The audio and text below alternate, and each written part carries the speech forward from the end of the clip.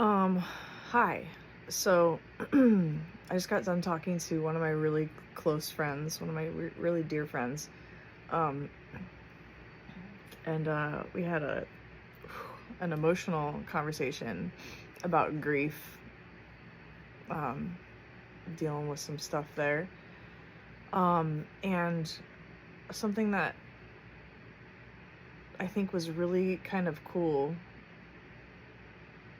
was one that we had a conversation about grief because we were discussing how everyone talks about all the happy times all the time, in community situations and celebrating, um, you know, good stuff, uh, weddings, awards, I don't know, whatever community things. But when it comes to, you know, death and grief of all kinds, people tend to want it to just stop. They don't want you to feel that. So it's like they immediately want to like have a solution to make the grief stop. Like um I don't know, and that's often when people say really stupid things. um but it would be wonderful if there could just be this acceptance and more conversation and allowance of just sobbing your eyes out together. I think it's such a it's such a beautiful thing. I've talked about this moment often before because of my own personal grief um, within the last year, um, but there are a few things that really stand out to me during that time that was so tragic to me. It was so incredibly difficult, and I wasn't able to function. I wasn't able to um, do anything. I kept repeating myself. I've forgotten my memory on from a lot of that time. I have like spotted memory because I was grieving so hard. But the things that I do remember that were just so beautiful were the people who were there crying with me, my band. Um, like just the feeling held and feeling there was just so many moments of, I don't know, feeling like it was shared, like the grief was shared. Um, and it's just such a beautiful thing. Like,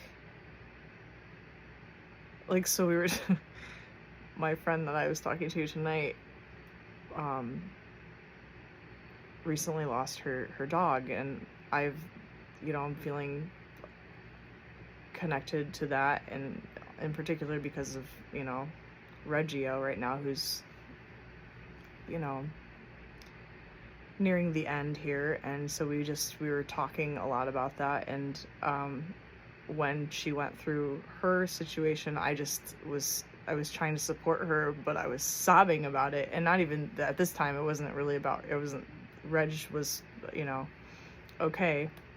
But I felt bad because I'm like, I feel like I'm like the worst friend. I'm just crying. Like, here I'm just sitting here crying with you. But then she had told me that it was actually really helpful to feel like it was shared, the grief was shared, and that it was like it validated in some way, like it meant something. And I think we need to remember that, like, you don't have to be strong for your friend that's grieving or is sad. Like, what does that mean? You're gonna be calloused while they're, losing it. I understand in some certain circumstances, to be um, strong for them or whatever, but like, I think it's equally as powerful to share that space, share that pain. So, I don't. It was a great conversation, and I just wanted to share that with you. It's something to think about in connecting with people. I just wish there were more circles like that to really allow us to feel like it's okay to just lose it, and you don't have to do anything about it. Nothing needs to be done. In fact, you can lose it, and I will lose it with you. Like, that would be, I think that's an important thing we should learn, and other cultures are a lot better at it. Some other cultures are better at it, it seems. Americans, we have to learn, I think. All right, that's all I have. Thank you.